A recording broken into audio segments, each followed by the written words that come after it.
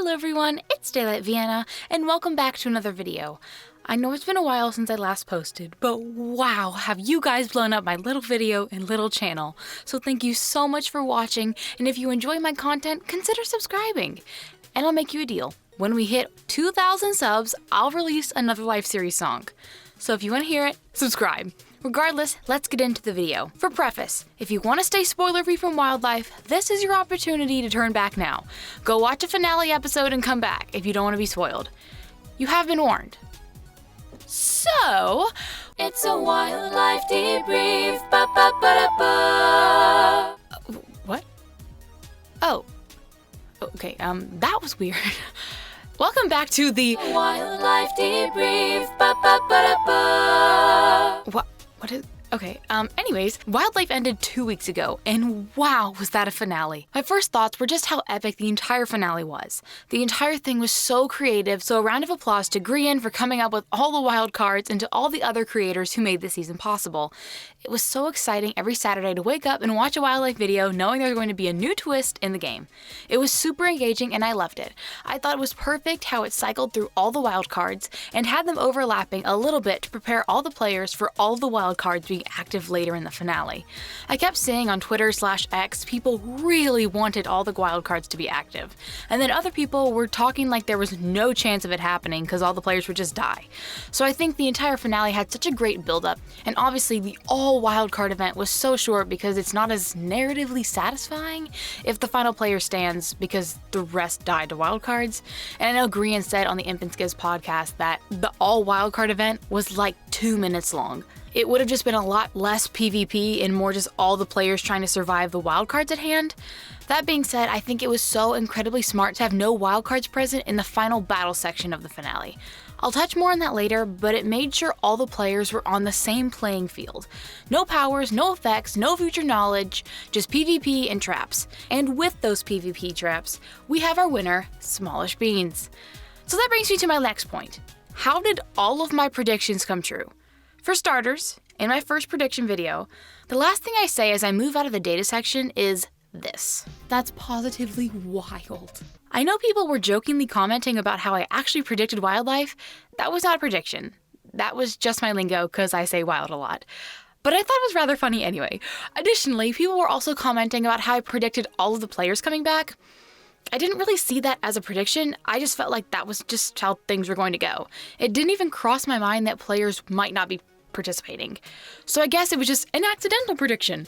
Regardless, getting to what I actually predicted, Mumbo being out first was honestly quite a shock. I made all these predictions before the season even came out because I didn't want any knowledge of the pairings, how people were starting to fare, or just anything related to how the season was going. And the Mumbo prediction contradicted the data's perspective. I'm all about the data, but the data said Jimmy was going to be out first. But based on watching his content, Jimmy went on this whole training arc where he's better at PvP, better at surviving, etc. So I knew Jimmy would have been the wrong answer. When I was trying to pick who I personally thought would be out first, I was really going back and forth between Tango, Skiz, Mumbo. So I picked Mumbo, and then the season started, and Tango, Scar, and Skiz were on their red life by episode 3. That's when I started to get a little concerned that perhaps this prediction wasn't gonna be right after all. In my head, I will say I started to doubt a little bit, and I was like, dang it, should have gone with Skiz, because at that point, he really looked like he was gonna be out first. But then quite the turn of events happened, and it was Mumbo who was out first. I think I audibly gasped when it happened because I was so shocked. Not that I was right necessarily, but the fact I went against the data's opinion and it worked out for me. As for the second out, I never made a video on this, but after Mumbo got out, someone commented asking for my opinion on who was second out. And of course, I said Skiz had quite a likelihood of being out, and then he was out next. So there was a comment or two celebrating about me calling that out too. But the season had already started and Skiz was so low on lives, it was very possible it would happen. However, another part of that comment was I gave the option of Tango accidentally blowing himself up. Now, Tango did not get second out, but in his final moments, he did accidentally blow himself up with a creeper, which brought himself down to half of a heart, which enabled Joel to kill him with a single bow and arrow shot. So I think it was so funny that that is exactly how he went out, because I never specified how Skiz would go out, but I did with Tango, and that's pretty much what happened. It's just weird. Anyways, so what we've all been waiting for, I predicted Joel would win. And then he won. And I was over the moon, but I was also floored that I was correct on both Mumbo and Joel. That was truly wild. Out of 18 players, I correctly predicted those 2 placements, and neither one of them had ever been in those placements before. So, it was just really shocking to me. But I think Joel is one of, if not the best PvPer in the Life series. He only had to play to win in order to win. I think he tried a little bit in Secret Life, but he hadn't set himself up to win like he did this season. He came in with the mentality of winning, and his actions reflected that, which I didn't know was going to happen when I made that original prediction video. Which, of course, I didn't know it was going to be Joel. I just hoped it would be, and then the data actually reflected that, and then he actually won.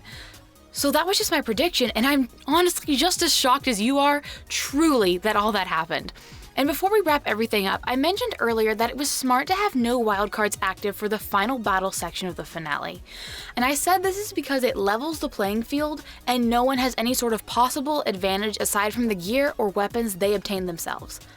That being said, I think this is the first season where we have a repeat winner truly want and try to win again. Like, sure, it was Joel's season based on how he set himself up, and Grian said that he was willing to sacrifice his own life to make sure that Joel would win. But in the finale, Grian vocalized wanting to win, and then his actions reflected that, as he was firing at Joel right after Joel had just fought Ren, and Grian had no idea where Joel's health was at. And then Joel hits him off a tree and Grian dies. His reaction isn't immediately like, "Great game, Joel." It was like, "No way, I was so close." And then immediately reflection of how he could have attempted to survive. And I think it all lines up with Grian wanted to win, and his actions and reaction to not winning prove that to be true. I'm not saying there hasn't been repeat winners try and win a final battle scenario, but I think this is the first time where we, the audience, see a past winner vocalize the want and their actions follow that. So I think this is very possible to be a new leaf in the Life series, where you see past winners make a decent effort to obtain the crown again. So I think it's very likely we see our first repeat winner next season. Which brings us to our last point. Grian has sort of kind of confirmed there will be a season 7. He seemed to confirm at the end of his final video that, yeah, there was definitely going to be a season 7. But then on the most recent Imp and Skiz podcast, Impulse, Skiz, and Grian seemed to kind of hop around an official confirmation, as in like, yes, we are doing a season 7. But Grian did say that it would be hard to imagine there wouldn't be a season 7 because the Life series is still kicking. It's doing great, the audience loves it. So while I'm not sure how long it will go on in like a continuous season setting of how many more seasons there will be, I think there is still a very much want to do it from the creators, and I think they enjoy making it based on how much fun they always talk about having. So everyone seems to be enjoying it. I know this video was really reflection-based and less data-based, but I think it was nice to have a recap video of Wildlife just because Wildlife really helped my little channel. So thank you all for watching. If you enjoyed the video, please leave a like and subscribe, because as I've said, I'm releasing my next song at 2,000 subs. So if we can get there, you get a new song. Have a lovely week, everyone, and I will see you in the next video. Goodbye!